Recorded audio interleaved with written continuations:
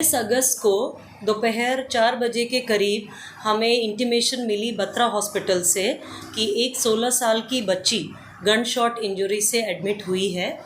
तो ये पता चला कि ये बच्ची 11वीं क्लास में तिगड़ी में एक स्कूल में पढ़ती है।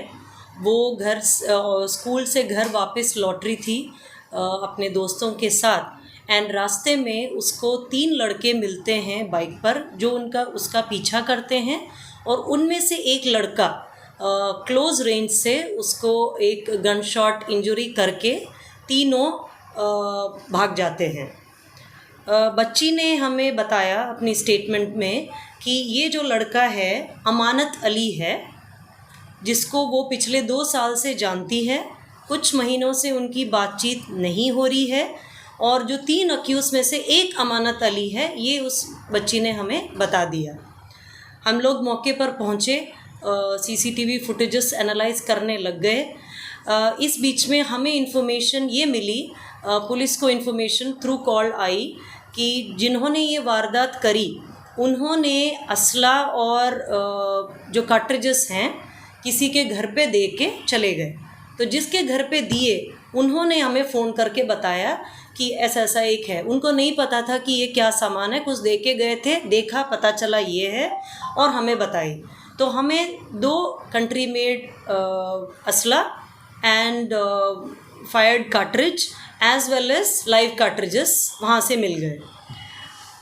तिगड़ी की team as well as special staff की टीम्स, हमने 2 टीम्स ईच बनाई क्योंकि it was a very serious and sensitive matter. CCTV की ट्रेल बनाने लग गए, हमारे लोकल इंफॉर्मेशन एंड इंटेलिजेंस हम डेवलप करने लगे। हमें ये पता चला कि जो वारदात करने के बाद ये लोग बाइक में मुजफ्फरनगर की तरफ भागे हैं। हमने टीम्स तुरंत वहाँ रवाना कर दी। टीम्स वहाँ पहुँची लेकिन बिल्कुल क्लोज मिस में वो लोग वहाँ से फिर एस्केप हो गए। ये 25 तारीख का हुआ। हमारी टीम लगातार अपनी कोशिश में लगी रही। हमने उनके एसोसिएट्स को, घर वालों को, सब लोगों पे प्रेशर बनाया।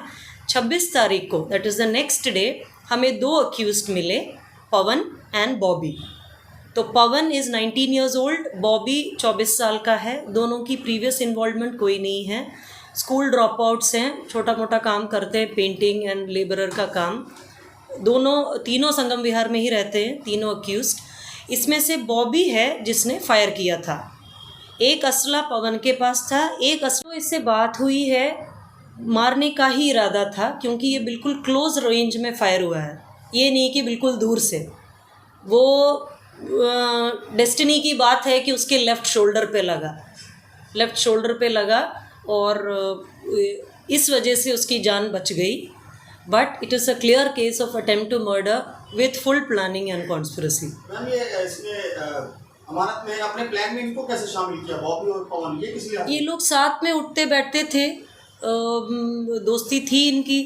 तो मैंने इससे भी ये सवाल पूछा, वो कहता है कि नहीं, मैंने उनसे करवाने का सोचा, maybe to reduce his involvement, but है ही, वो तो मेन कॉन्स्पिरेटर है एंड मोटिव पूरा इसी का था।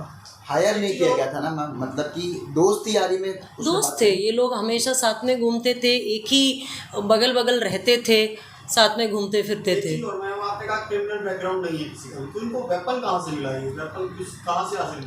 जो अमानत अली ने मुझे बोला है, उसके ताऊ के पास ये वेपन्स थे। ताऊ की डेथ हो गई और मैंने किसी को बिना बताए ताऊ से उठा लिया 2 महीने पहले। This is what the criminal himself is saying.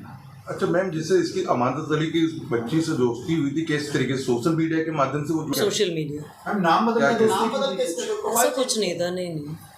Social media के थ्रू दोस्ती हुई एंड पास की गलियों में ही